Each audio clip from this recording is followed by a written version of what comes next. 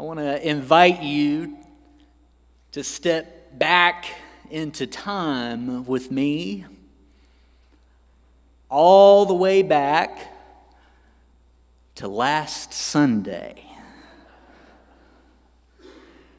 This Sunday's sermon title was inspired by last Sunday's extravagance. Even before worship began last week, before the first notes were played in this sacred space, we knew, didn't we? We knew something special was about to happen among us. We saw friends that folk had not seen in years greeted with a warm embrace. We heard stories that we had almost forgotten.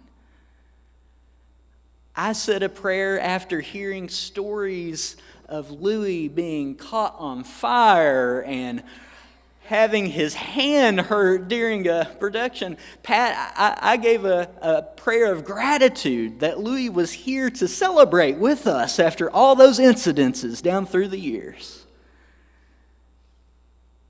We laughed together. We cried together.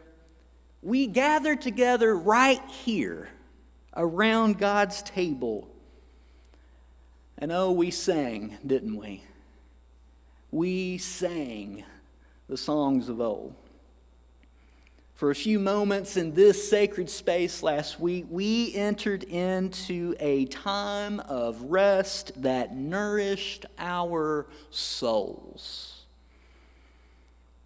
And then, when we walked down to find Fellowship Hall, adorned with white linens, floral centerpieces, and a cake that was so beautiful that it almost felt sinful to cut into it until you tasted it, and then you didn't feel so bad about it anymore. We celebrated the joy of one another's presence and the gift of music in this place, the gift of Louis and June Bailey. One small detail stood out among so many on this extraordinary day. We were serving punch to hundreds of people, not in plastic throwaway cups, but in real glasses for punch. It was extravagant, and it was beautiful. It reminded me of when Jesus told Martha that her sister Mary had chosen the better part. We chose the better part last week. In our text from Jeremiah, the prophet encourages the exiles to choose the better part in a time when that task would have been most difficult. The year is 586 BCE. God's people are in exile. Their army had been defeated by the Babylonians. Jerusalem, once this grand, shining city on a hill, had been left in ruins. The temple that celebrated and honored the very presence of God among the people had been destroyed, and those who survived, so many, had been marched across the desert into Babylon, forced to live as captives in a foreign land. It is both a physical and national spiritual crisis of epic proportions. And how do you carry on when everything that gave your life joy, when everything that made your life matter, your land, your worship, your identity, has all been stripped away. The grief of the exiles is captured in the haunting words of Psalm 137. By the rivers of Babylon, there we sat down and wept when we remembered Zion. Our captors said, "Sing to us one of the songs of Zion." But how could we sing the Lord's song in a foreign land? Said another way, how can we sing? Or how could we think of serving punch with the real glasses? How can we live well when life seems to be falling apart? Now, there were those in Israel, false prophets, who were committed to telling the people that their troubles would not last very long. Don't unpack your bags. Don't settle into this foreign land. This exile won't last very long, they said. But Jeremiah's message is very different. He writes in our text, "Build houses and live in them. Plant gardens and eat what they produce. Take wives and have children. Seek the welfare of the city where I have sent you into exile, and pray to the Lord on its behalf, for in its welfare you will find your welfare." The exiles are told not to watch the clock, but to make a life where they were. To plant gardens that will take years to grow. To raise families in a foreign land. To invest in the welfare of that very place that they would much rather not be in. And Jeremiah doesn't stop there. The prophet tells them to seek the welfare of Babylon, the very empire that had destroyed their home. And Amy Olden notes that Jeremiah invites the people to engage constructively with the world around them, even one that feels hostile or foreign. It is one matter to live faithfully when life is going well, when the choir loft is full, when our songs rise above the ceiling. But Jeremiah calls for faithfulness in exile. He tells the people, don't wait for Jerusalem to be rebuilt to start living again. Build right here. Plant right here. Live right now.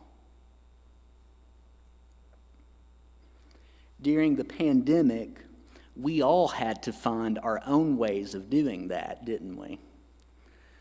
One of our rhythms was preparing a new recipe every Sunday evening.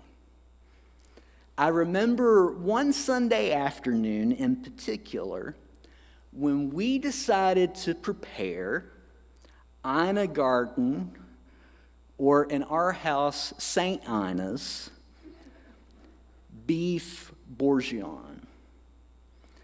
The recipe calls for everything in the world, it seems, but among other things, cognac, that you are to set aflame in a Dutch oven on top of your stove. We had never done that before, but we decided that we would try. So we get to that anticipated part in the dish. It's about halfway through the recipe, so it's really too far in to turn back now. And we prepare for this moment that we had been dreading ever since we had shopped for the groceries. And here comes Patrick around the corner with the lighter, and I'm standing off away. I'm not lighting the pot. Patrick's lighting the pot, the brave one. And so I'm standing away from the pot. Patrick leans over to light the pot, and as soon as he does,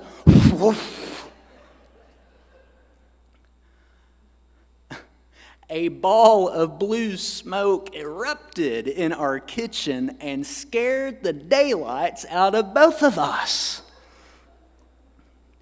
The recipe said, let it burn down. We didn't let anything burn down. We commenced to blowing as quick as we could.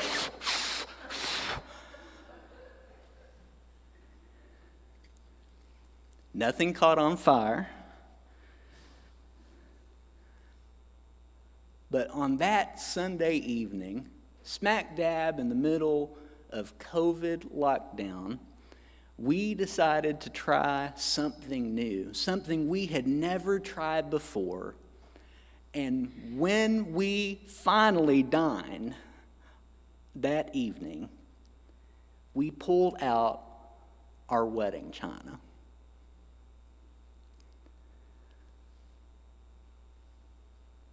We don't have to wait to live life fully. The exiles asked a fair question: how can we sing the Lord's song in a foreign land? And Jeremiah was saying, don't wait around for perfect conditions to live as God's people. Even in exile, you can plant.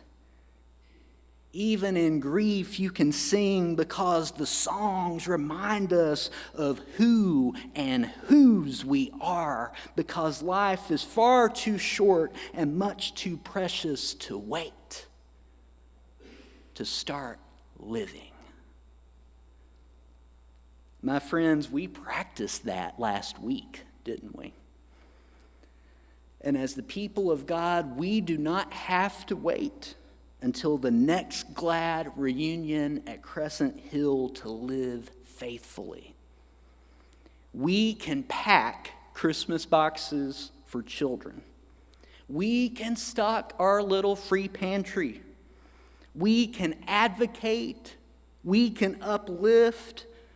And we can help encourage one another to not grow weary in doing good. That's what Jeremiah is calling for.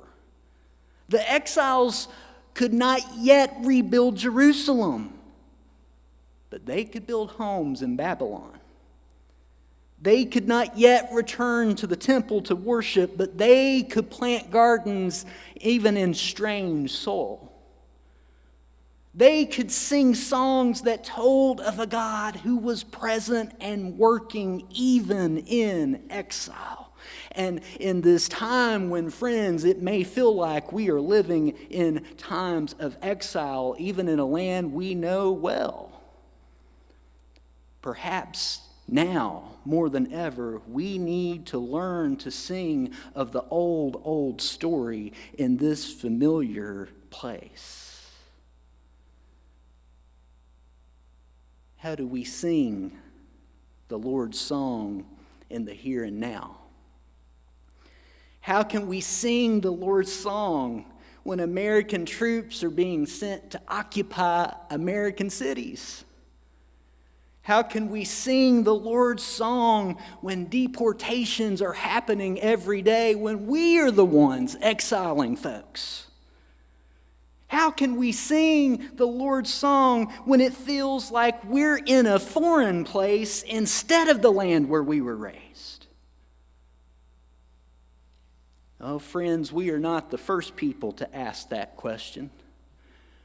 We are not the first Christians to ask those questions.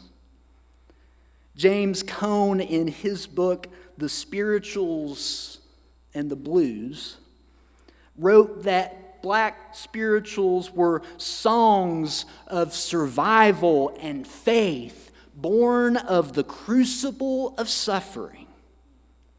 He said, faith does not remove the pain of exile. Faith can give exile meaning. And so we do sing. We sing because God has not forgotten us. We sing because our ancestors, the great cloud of witnesses, sang through their own exiles. We sing of a love that is stubborn and will not let go.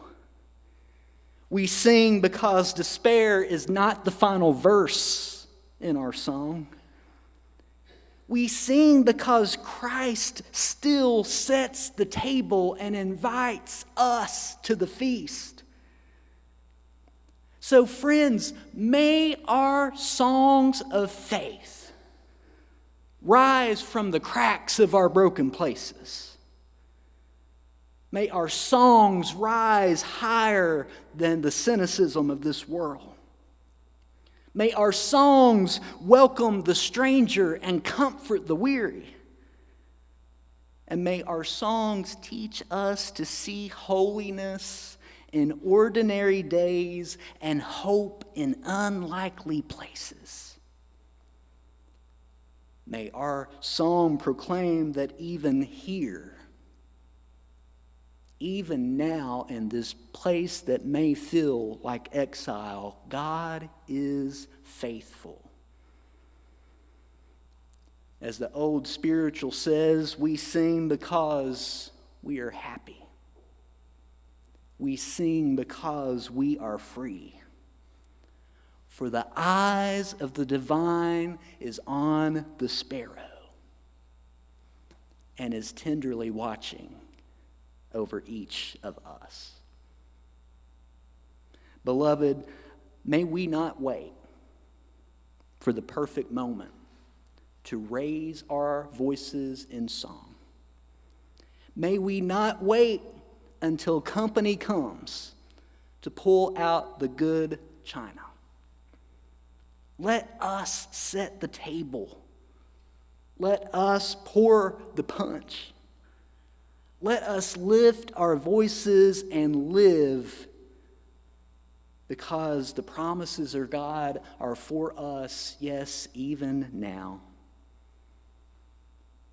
For the God who met exiles by the rivers of Babylon is the same God who meets us here in this sacred space. Amen.